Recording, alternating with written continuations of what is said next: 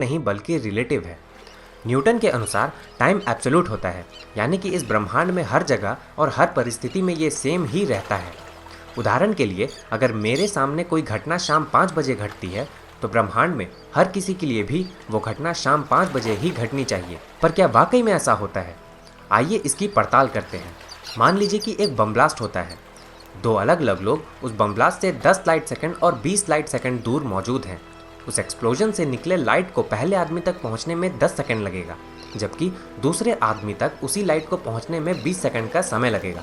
अगर पहले आदमी से आप पूछें कि बम ब्लास्ट कब हुआ था तो वो बोलेगा 10 सेकंड पहले। वहीं सेम क्वेश्चन अगर आप दूसरे आदमी से करें तो वो बोलेगा 20 सेकंड पहले। तो दोनों में से कौन सही कह रहा है? दरअसल दोनों ही सही कह रहे हैं, पर अगर टाइम एब्सोल्यूट है तो ऐसा मुमकिन ही नहीं हो सकता था।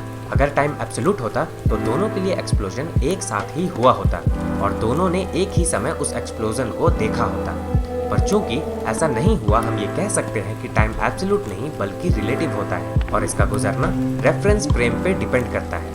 जैसा कि मैंने पहले ही बताया, अगर आप किसी ऐसे यान में यात्रा कर रहे हो जिसकी रफ्तार लाइट की रफ्तार के आसपास हो तो आपके लिए समय बाकी लोगों के मुकाबले धीमा गुजरेगा। उसी तरह अगर आप किसी ऐसे फील्ड में हो जहां ग्रेविटी काफ़ी ज़्यादा हो तो भी समय आपके लिए बाकी लोगों के मुकाबले धीमा गुजरेगा। इसे टाइम डायलेशन कहते हैं। ऐसा कैसे और क्यों होता है ये हम अगले एपिसोड में विस्तार से समझेंगे।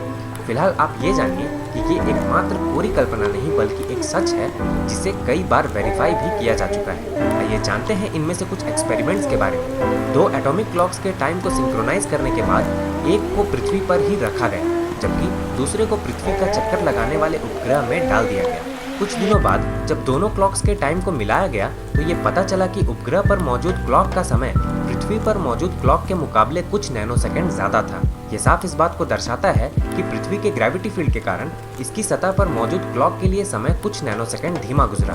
अगर हाई स्पीड के कारण होने वाले टाइम डायलेशन और लेंथ कॉन्ट्रैक्शन की बात करें तो इसे भी लार्ज हैड्रॉन कोलाइडर में एक्सपेरिमेंट के दौरान हम वेरीफाई कर चुके हैं। दरअसल इसमें पार्टिकल्स की स्पीड लाइट के स्पीड का 99.9% होता है। अब तक हम ये जान चुके हैं कि टाइम रिलेटिव होता है, जिसके कारण ब्रह्मांड में ये अलग अलग जगहों और अलग अलग परिस्थितियों में अलग अलग गति से गुजर सकता है। चलिए अब ये जानते हैं कि ब्लैक होल के नज़दीक समय के गुजरने की गति धीमी क्यों हो जाती है। इसे समझने के लिए आपको पहले ग्रेविटी की समझ होनी चाहिए। तो चलिए पहले इसे समझते हैं। आइंस्टाइन ने हमें बताया कि स्पेस और टाइम दोनों एक दूसरे से जुड़े हुए हैं, जिसे हम 4 डायमेंशनल स्पेस टाइम कहते हैं। स्पेस टाइम में मौजूद हर वस्तु अपने साइज के हिसाब से कर्व करती है। अगर कोई वस्तु ज़्यादा बड़ी है तो वो स्पेस टाइम को ज़्यादा कर्व करेगी और अगर छोटी है तो इसे कम कर्व करेगी।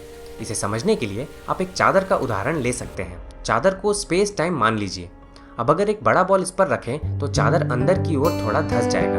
अब अगर छोटा बॉल भी उस चादर पर रखें तो वो भी चादर को थोड़ा अंदर तो जरूर धंसाएगा, पर इसका इफेक्ट बड़े बॉल के मुकाबले काफी कम होगा। चूंकि बड़े बॉल ने चादर को ज्यादा अंदर की ओर धंसा दिया है, छोटा बॉल भी उसकी ओर खींचने लगेगा।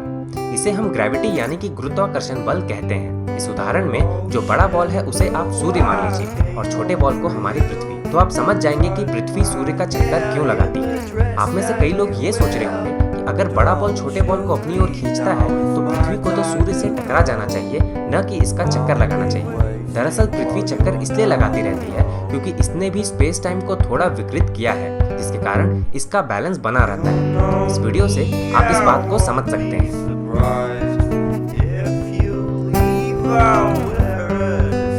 इसका मतलब यह हुआ कि बड़े मास या डेंसिटी वाला खगोलीय पिंड स्पेस टाइम को ज्यादा वॉर्प करेगा, जिसके कारण उसकी ग्रेविटी ज्यादा होगी। इसी को अगर दूसरे शब्दों में कहें तो अगर किसी खगोलीय पिंड की ग्रेविटी ज्यादा होगी तो स्पेस टाइम को ज्यादा वॉर्प करेगा। ब्लैक होल की बात करें तो उसकी ग्रेविटी इतनी ज्यादा होगी लाइट इससे बाहर नहीं निकल पाएगी।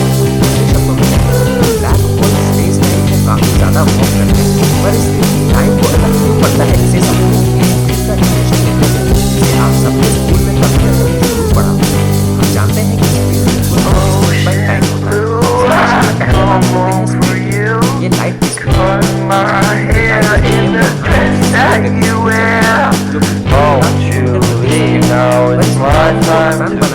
ये मान लेते हैं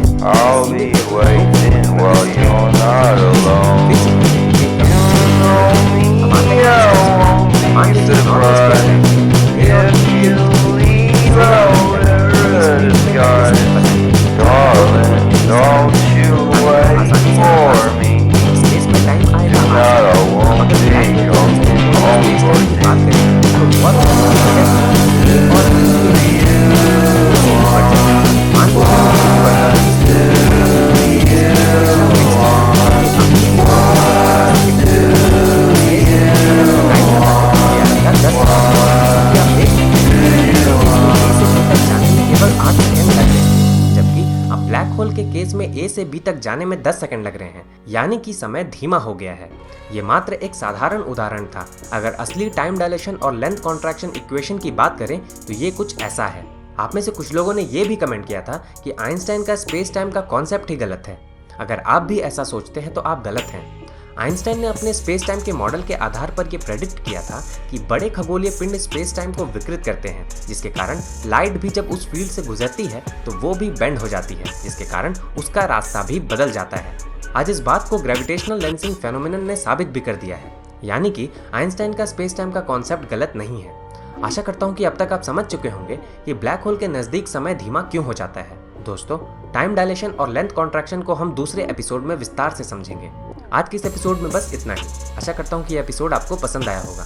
अगर ऐसा है तो इसे लाइक और शेयर करना ना भूलें। अगर आप इस चैनल पर नए हैं तो इसे सब्सक्राइब जरूर करें। तो दोस्तों, मिलते हैं विज्ञान के एक और दिलचस्प टॉपिक के साथ अगले एपिसोड में। तब तक के लिए नमस्कार।